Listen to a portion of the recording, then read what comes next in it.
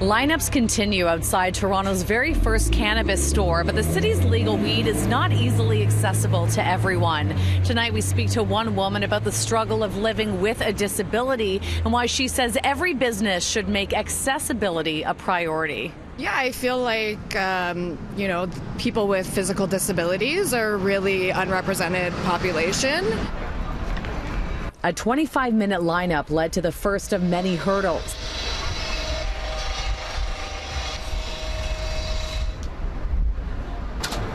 The step up to get through the front door of Honey Pot on Queen Street West. I needed assistance from the security to help pull my walker in. I mean, I don't have the strength to do that. And then more barriers, a crowded lobby followed by 3 steep staircases. Thankfully, the bud tenders in there, they're really helpful, and they did greet me right at the main level there. But to check out any of the products, or I had to climb the stairs, and something I don't want to do again, to be honest. Aileen, who now uses a walker and a cane after breaking both femurs in a car wreck last year, was hoping the new storefronts would be a faster way to get the cannabis she uses to help with pain, appetite, and sleep. Cannabis really, really helps alleviate those symptoms without having to take a whole ton more of prescription medication. Honey Pot tells me they are well aware of these concerns, and they do have a temporary ramp that can be used to help customers in the door, but that was never offered to Aileen.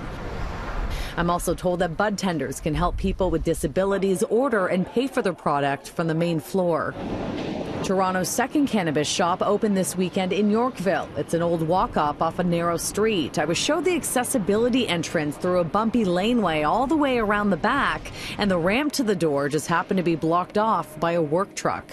This vehicle shouldn't be here, but you can see by the construction that they've got no room to park. Okay, but this is the entrance to your place right here. This is our entrance, yes. And as you can see, there's a relatively accessible ramp. That's as good as we can get. So they'd be able to wheel right into, they'd have their ID checked. Everybody that comes in has their ID checked, and then they would be able to wheel into the store. They'd come in right where the back counter is. For now, Aileen will stick to ordering her cannabis online and tells me breaking down these barriers should be a priority for all businesses. Since my accident, I've had to make a lot of adjustments, and I just go around expecting that I'm not going to be able to access what I need to access. And I think it needs to be an issue that's brought to the forefront more so, because my quality of life is greatly affected by the fact that most of these establishments are inaccessible for me.